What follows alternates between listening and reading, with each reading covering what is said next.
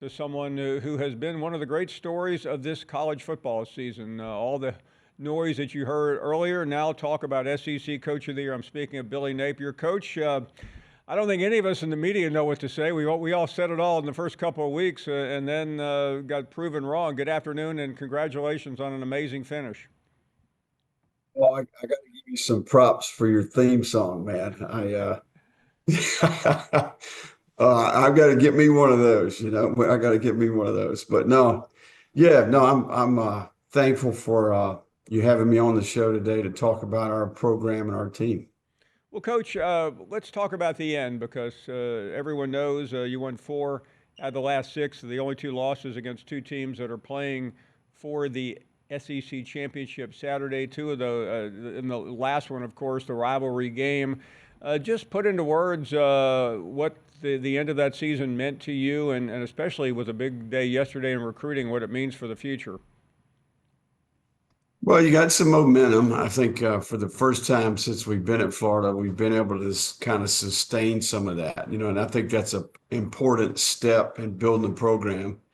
But the best thing about all of this is the reward for the players. I think our team showed a ton of maturity. Obviously, very disappointed with the first month of the season, and to see their character, kind of rise up there. I was just really admired how our young people handled it, and we wouldn't have got it done if we didn't have a great group of kids. And certainly got to give them some credit. The resiliency, the ability to put the blinders on and focus and become, really be about the solutions, So just really proud of our kids and certainly excited about having some momentum.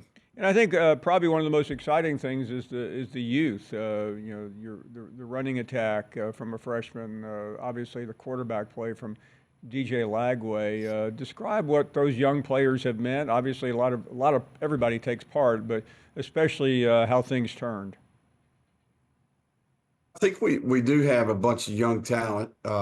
You look at our roster, we had, um, the seniors that we did have, I think were key, right? They were a big piece to the puzzle just from a leadership, maturity, kind of set a great example. But I think if you look at our roster, a ton of young players. So the key is we got good leadership and we had a bunch of veterans that set a great example. And then, I just think rookie players, they show up and they do whatever they see being done, right? So I think we had established expectations, and I thought our veteran players did a fantastic job. So, yeah, good young players coming back, ton of production returning, and we're hopeful that we added some good pieces yesterday, and we'll continue that over the next couple of weeks. Let me ask you about yesterday because you did, score some major points, and there's so many different elements with the portal out there, and obviously the key on National Signing Day. But how would you describe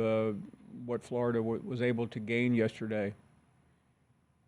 Well, I think we had a good, probably the last month here has been, we took advantage of the momentum on the field, and a lot of the players that maybe we finished second with early in the process that we had really good relationships with. I think once we proved that we had some stability and also our formula on the field was working, I think that married up with what they saw initially in the process, and ultimately we were able to go back in on a lot of players, probably a dozen or so players, and get them to commit. So no doubt it's a well-rounded class. I thought we got good players at every position. There's still a couple out there, but just in general, met our needs, and not only good players on the field, but I think some really quality people that come from really good families. Coach, I remember being down there a couple of times early in the year when the noise was loud, and you talked about just not letting it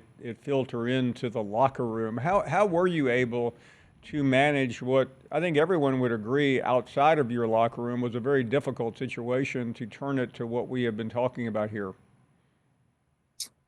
Yeah, I think it's one of the more challenging things that I've been through. But I would tell you, just I think we built really good relationships throughout the off season, and we built some intangibles. I think we were made of the right stuff, And look, the players were just as frustrated as the staff and obviously our fans and alumni, but just really solution oriented, hey, control what we can control. We have to focus on our actions.